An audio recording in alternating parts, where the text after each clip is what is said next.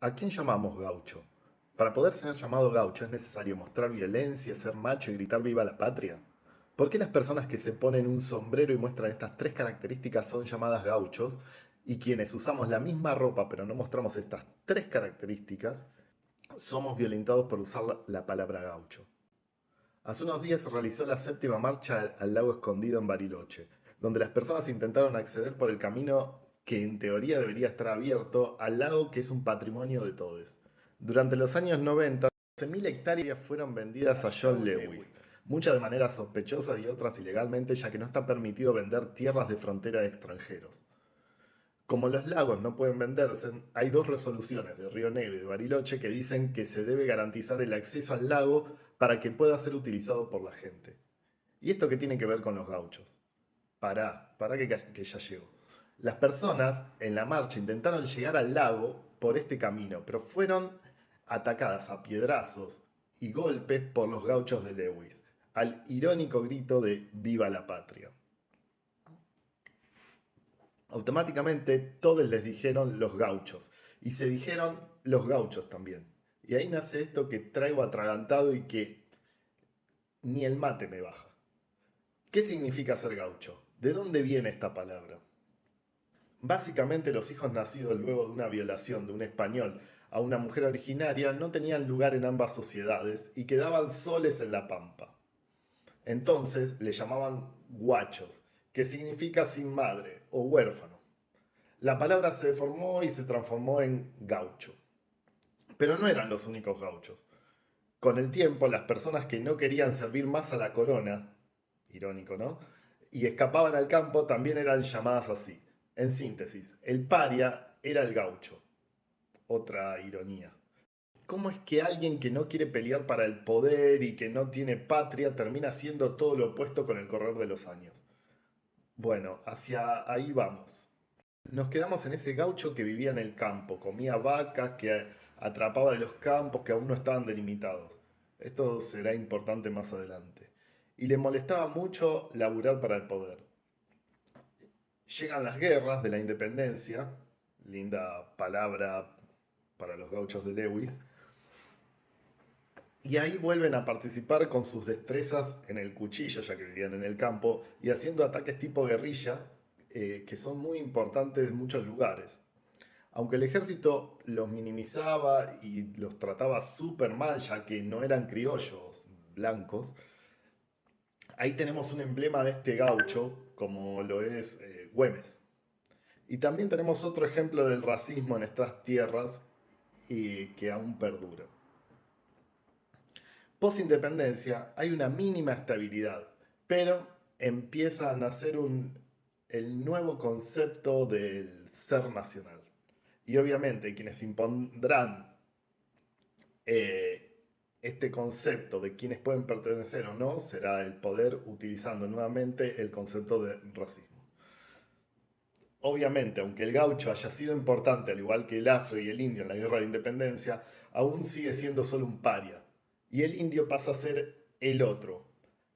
Y el afro, al haber sido puesto al frente en la primera línea de batalla, disminuye mucho su población, que después se verá invisibilizada, pero eso vamos a ir después.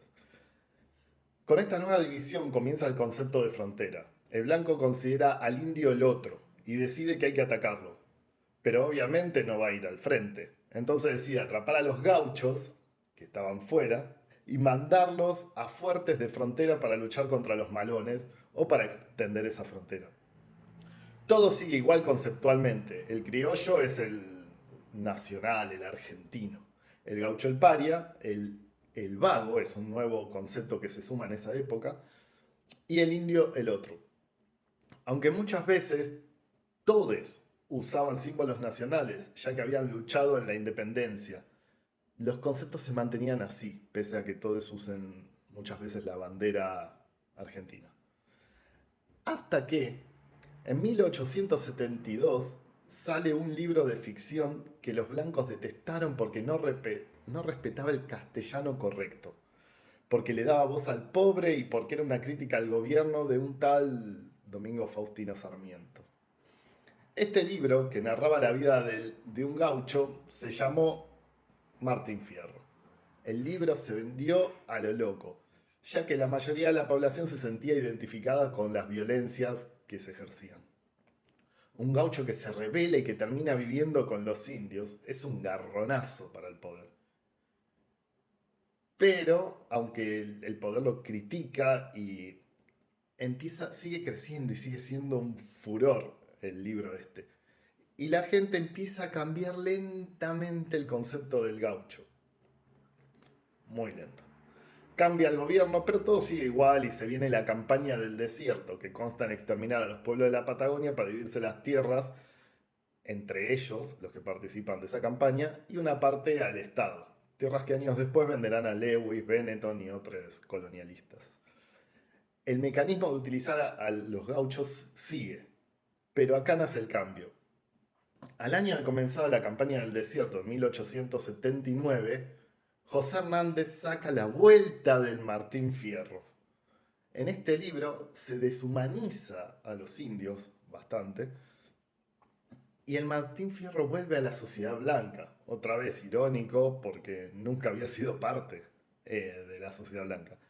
El autor intenta mostrar un poquitito el racismo de la sociedad, pero en realidad vuelve un gaucho sumiso que ya es parte del sistema. Tanto José Hernández como Martín Fierro habían sido comprados. El capitalismo no solo se expresa apropiándose de un libro de protesta, sino también que aparecen los alambrados en los campos. Y ya el gaucho no puede vivir de los animales que encuentra y empieza a pedir trabajo en las estancias donde lo ponen en una casucha afuera a hacer los trabajos más duros. Los trabajos que los blancos no querían hacer y menos pagar. Apenas les daban algo para comer muchas veces. El gaucho ya ha sido domado. Empieza el blanqueamiento del gaucho. Desde la literatura empiezan a reivindicar el libro y en plena guerra en la Patagonia, qué mejor que generar un nuevo ser nacional. Ahora usará ropa de gaucho, será violento, macho y gritará ¡Viva la patria! ¿Será gaucho? Difícil. Si bien muchos gauchos empezaron a luchar violentamente contra el indio y voluntariamente, muchos siguen siendo desplazados, maltratados y explotados en los campos, ya que el nuevo gaucho no es el gaucho, es la imagen estética del mismo, pero blanco y religioso. Es el defensor de la Virgen. Esto también es otra característica del ser nacional, la unión de la religión y el Estado, que hasta ahí el gaucho no lo tenía. El demonio paria pasa a ser el hombre de patria y de la Virgen. Así se fue construyendo la simbología del ser nacional y obviamente que el enojo va a aparecer si yo me llamo gauche, porque quedo por fuera de esa construcción, ya que no soy macho ni heterosexual. Esconder todo detrás de la tradición también es ficticio, porque es tomar un determinado año, el que más le convenga al poder, y eso transformarlo en lo identitario. Y como vimos, todo está en cambio constante. Pero bueno, además de esas ofensas vendrán con que la E no existe y deformamos el idioma, las mismas excusas que usaban para criticar al Martín Fierro. Eh, Todo es muy loco, porque se va repitiendo desde diferentes sectores. Y hay algo muy importante también. Gaucho y puto tienen algo en común. Y es que la reivindicación del insulto. En la comunidad LGBT hacemos mucho esto. Torta, puto, marica, travesti. El poder impone el insulto. Por eso puto es gay y puta es una mujer con muchas relaciones. Y nosotros lo que hacemos es tratar de cambiarle el significado, usarlos y el insulto para vaciarles de ese significado. El femenino de gaucho hoy se usa en diminutivo, gauchita, y significa alguien que complace todos los deseos sexuales. Me imagino a los tradicionalistas retorciéndose con esta analogía. Pero acá nadie se salva. Como con la palabra puto, Unos usarán la palabra gaucho como un símbolo de orgullo y otros como un insulto.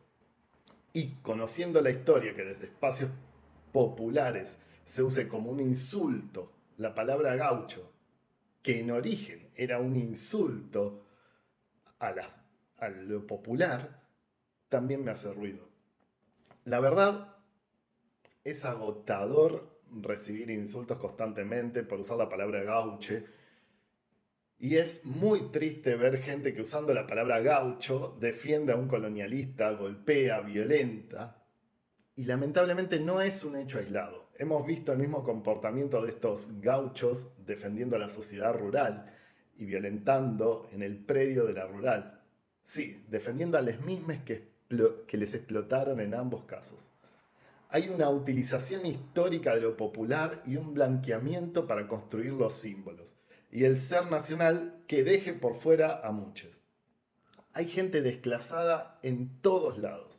Y los medios de comunicación siempre son armas. Lo fue el Martín Fierro, lo son hoy los canales de noticias, pero también los medios alternativos fueron la resistencia como la imprenta y por eso hoy hago esto. Y, como decimos en la comunidad LGBT, lo puto no quita lo facho. Se puede seguir la analogía cambiando puto por gaucho. Y aunque ellos se denominen gaucho con honor y otros les digan gaucho como insulto, lo que más placer me da es que John Lewis siempre, pero siempre les dirá cowboys.